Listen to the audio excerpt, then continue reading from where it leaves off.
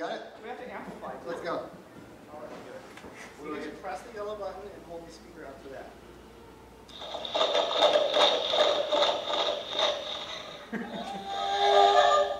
He just got eaten. That sounds a lot like one of my books. December 2nd, 2:02 a.m. Outside Sven's bedroom window, the storm picked up intensity, swelling, swirling, growing. Loud enough to rattle the windows in their wooden frames, but that wasn't what woke him. No, it was a pair of sounds.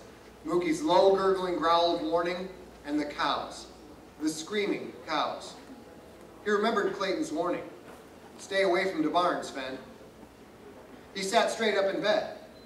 He'd heard sounds like that once when he was a boy in Ontonagon. He'd left the barn door open just enough for a pack of starving coyotes to slink inside in the middle of the night and attack a helpless milk cow. Even as Sven hopped out of bed and quickly pulled on his snow pants and boots, he wondered at the high-pitched sounds of bovine terror. Sounds so loud he could hear them over a 20-mile-an-hour wind from inside a barn some 50 yards away. But why had Clayton told him to stay out of the barn? Sickness didn't make cows sound like that. Predators did. He strode to his gun rack and grabbed his Mossberg 500 shotgun. He threw on his coat as he walked to the front door, switching the gun from hand to hand as he shrugged on one sleeve and then the next. The Mossberg was loaded, of course. He always kept it loaded.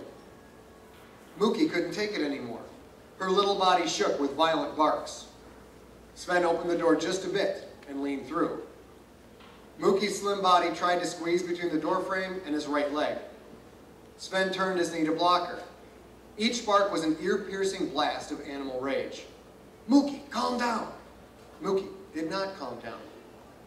The cow screamed louder.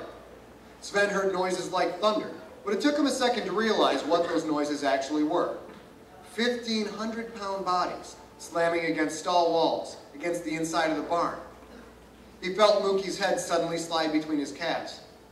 Sven slammed his legs together, but Mookie's head and shoulders were already through.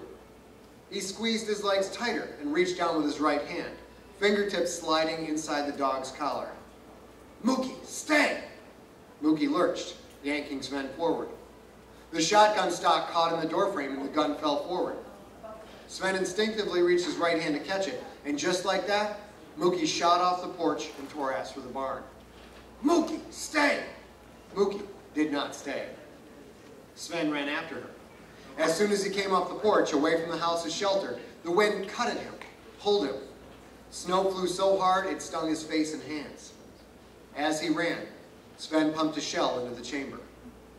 Mookie stood in front of the barn's big sliding door, barking with such violence that spit flew from her shaking head in gloopy strings that arced across her nose and face.